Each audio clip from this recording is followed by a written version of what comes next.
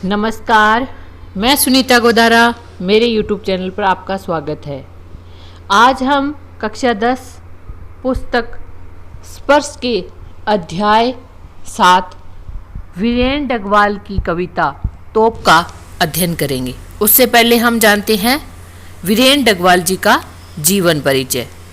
तो 5 अगस्त 1947 को उत्तराखंड के टिहरी गढ़वाल जिले के कीर्ति नगर में जन्मे वीरेन डगवाल ने आरंभिक शिक्षा नैनीताल में और उच्च शिक्षा इलाहाबाद में पाई। पेशे से प्राध्यापक डगवाल पत्रकारिता से भी जुड़े हुए हैं। समाज के साधारण जन और हाशिए पर स्थित जीवन के विलक्षण ब्यौरे और दृश्य वीरेन की कविताओं की विशिष्टता मानी जाती है। वीरेन के अब तक 2 कविता संग्रह इस दुनिया में और दुष्चक्र में सृष्टा प्रकाशित हो चुके हैं।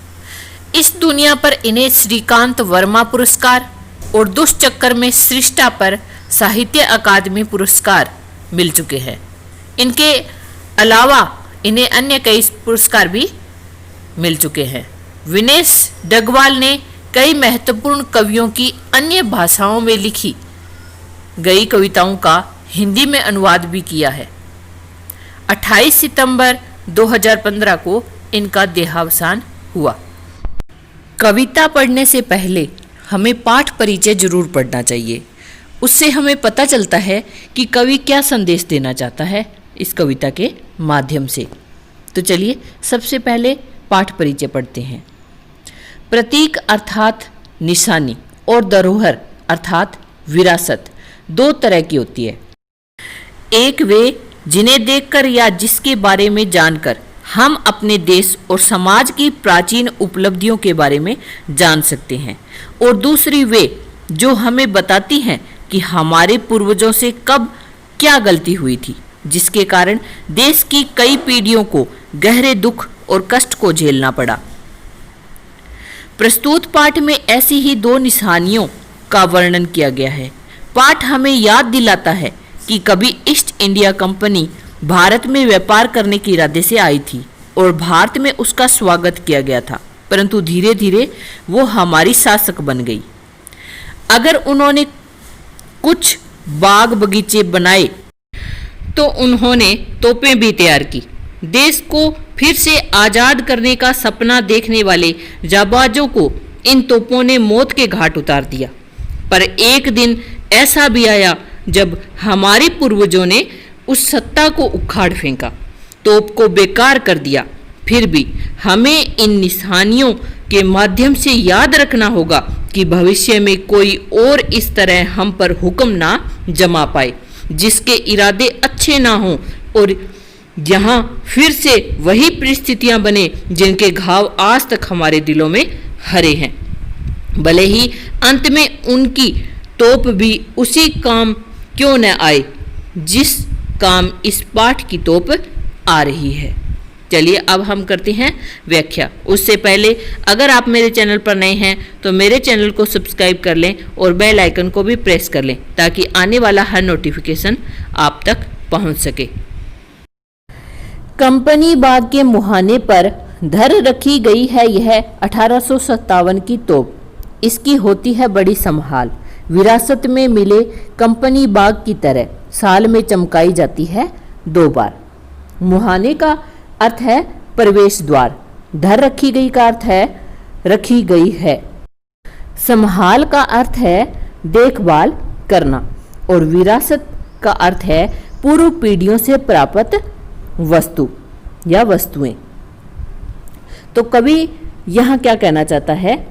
कंपनी बाग के मुहाने पर धर रखी गई है यह 1857 की तोप।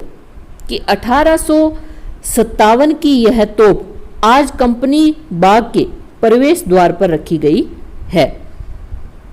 इसकी होती है बड़ी संभाल, विरासत में मिले कंपनी बाग की तरह। कवि यहाँ कहना चाहता है कि इसकी बड़ी देख रेख होती है और विरासत में मिले कंपनी बाग की तरह। कि ये जो कंपनी बाग है और तोप है ये दोनों ही हमें अंग्रेजों से प्राप्त हुई है, क्योंकि तोप को अंग्रेजों ने बनवाया था और कंपनी बाग है वो भी अंग्रेजों ने बनवाया था। तो कवि यहाँ क्या कह रहा है कि जिस तरह से यह कंपनी बाग हमें विरासत में अंग्रेजों से मिला है, उसी तरह यह तोप भी हमें अंग्रेजों से ही विरासत में मिली है। इसकी होती है बड़ी संभाल विरासत में मिले कंपनी बाग की तरह, कि इस तोप की बड़ी देखरेख होती है। इसकी देखरेख उसी तरह की जाती है जिस तरह से कंपनी बाग की जाती है, कि साल में चमकाई जाती है 2 बार, कि जिस तरह से कंपनी बाग की साल में 2 बार अच्छे से देखरेख की जाती है, उसी तरह से इस तोप को भी साल में 2 बार चमकाया जाता है। सुबह शाम आते हैं कंपनी बाग में बहुत से सैलानी, उन्हें बताती है यह तोप कि मैं बड़ी जबर उड़ा दिए थे मैंने अच्छे अच्छे सुरमाओं के धज्जे अपने ज़माने में। सैलानियों का अर्थ है दर्शनीय स्थलों पर आने वाले यात्री। जबर का अर्थ है ताकतवर, सुरमाओं का अर्थ है वीर, धज्जे का अर्थ है चिथड़े चिथड़े कर देना।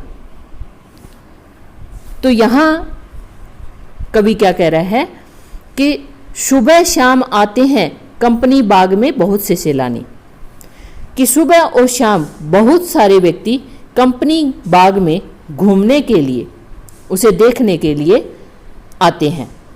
उन्हें बताती है यह तोप मैं बड़ी जबर उड़ा दिए मैंने अच्छे अच्छे सुरमाओं के धज्जे।